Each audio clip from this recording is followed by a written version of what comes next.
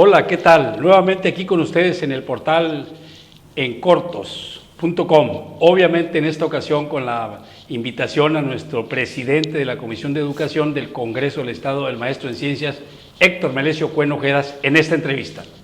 Maestro, bienvenido a encortos.com.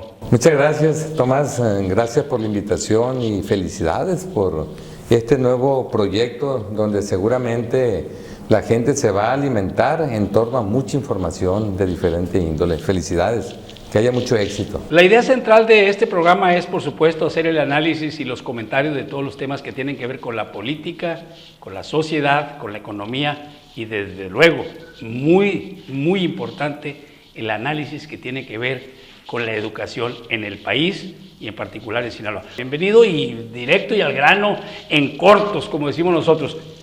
¿Alguna vez usted pensó que llegaría a ser el presidente de la Comisión de Educación del Congreso del Estado de Sinaloa?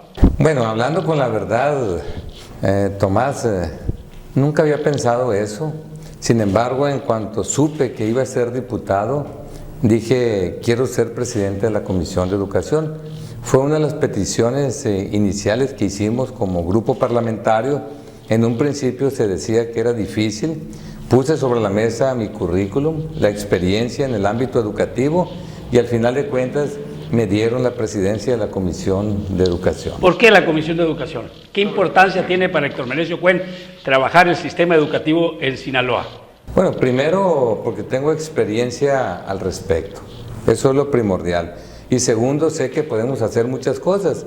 Tú recordarás que en un tiempo fui rector de la Universidad Autónoma de Sinaloa y cuando uno de repente llega a un espacio, a un puesto, sobre todo de esa magnitud, es muy importante que conozcas el tema.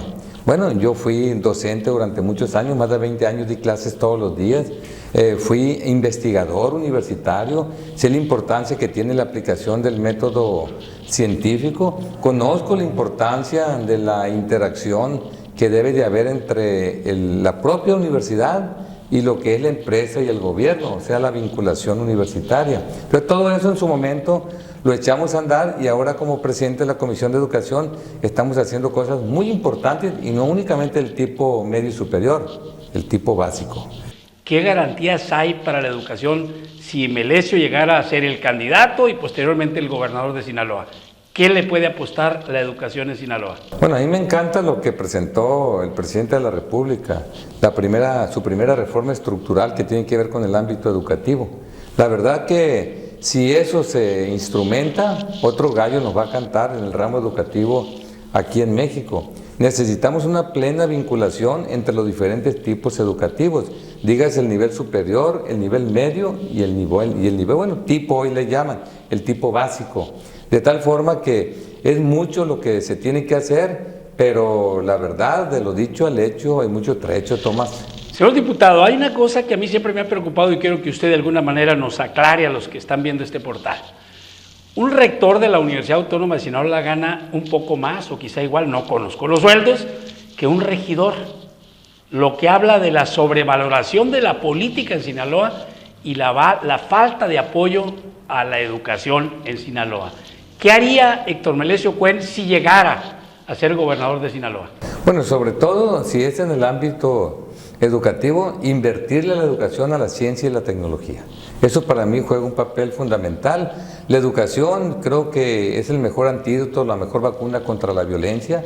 Es lo que te garantiza que realmente el estado de Sinaloa y México pueda transitar de un país o un estado subdesarrollado a un país desarrollado. Le tenemos que apostar. Y la ciencia y la tecnología es innovar, desarrollar tecnológicamente, darle valor agregado a ese sector económico primario que tenemos aquí en el estado de Sinaloa, pero lamentablemente el sector económico secundario, me refiero a la manufactura, al industrial, estamos en pañales todavía y aquí la ciencia y la tecnología juegan un papel fundamental. ¿Por qué las autoridades de los diferentes niveles de gobierno no apoyan como debieran a la educación? Tú que tienes experiencia en este tiempo que fuiste rector, en esta vida en la universidad, que gestionaste recursos para la universidad, que te enfrentaste a los diferentes niveles de gobierno, ¿cuál es el argumento para, vamos a decir, no apoyar al 100 a la educación? Bueno, esto debido a que no hay una visión de Estado de parte de ellos. Están pensando en el presente, están pensando en la improvisación, están pensando en la urgencia, están pensando en el remiendo, pero no están viendo lejos allá, no están viendo en llevar a cabo una política a mediano o largo plazo, con una verdadera visión de Estado. La verdad que muchas veces el invertir en educación, ciencia y tecnología no te aplauden en el momento. Yo creo que por ello las gentes que han dirigido el Estado y México no han querido invertir. Inclusive, Tomás, la ley de ciencia y tecnología que se aprobó en el año 2001, de manera muy clara y contundente dice que cuando menos se debiera de invertir el 1% del Producto Interno Bruto en lo que es investigación y desarrollo. A lo más que hemos llegado al punto 5, dicen que el punto 6, pero es mentira. De tal manera que si nosotros queremos que haya más crecimiento económico, si nosotros queremos que se genere más empleo, que haya más productividad, forzosamente le tenemos que apostar a la educación. México tiene una ventaja con respecto a otros países del mundo. Somos un país de jóvenes, un país donde nosotros tenemos un promedio de edad de alrededor de los 28 años. Sin embargo, Estados Unidos tiene 38, España 40, Japón 45, y el hecho de tener jóvenes significa que hay energía, que hay punch. Pero esos jóvenes hay que prepararlos. ¿Cuál es el problema?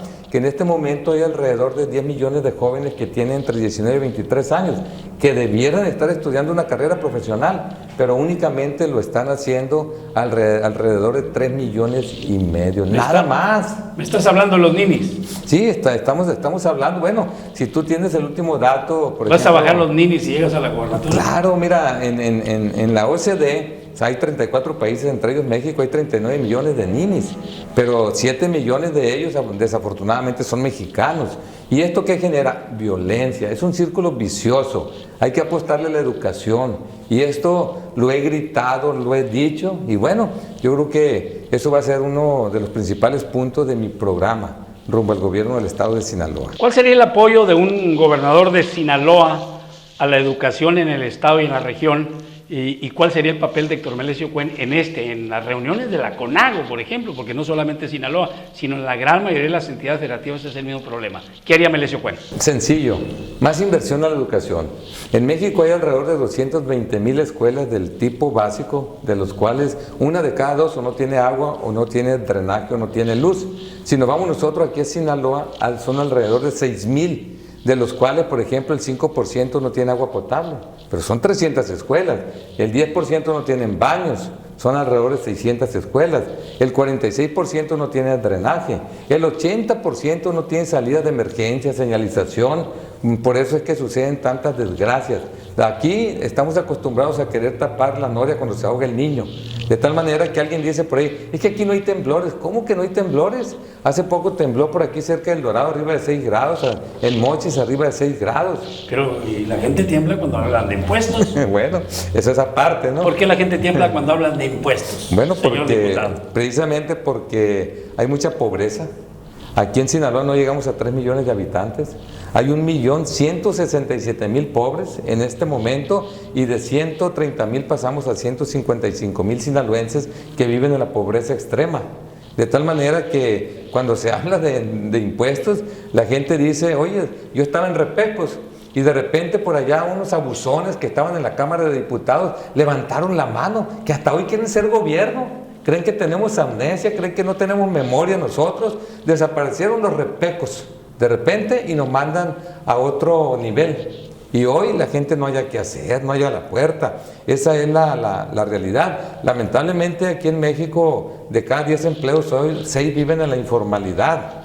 Y bueno, esto se debe sobre todo por lo que empezamos. Hace falta crecimiento, hace falta valor agregado. Maestro Cuen, vamos a darle un poquito de vuelta al tiempo y vamos a ponernos 6 meses más adelante o 7, y de repente ya encontramos que Héctor Melesio Cuen llega a la gobernatura.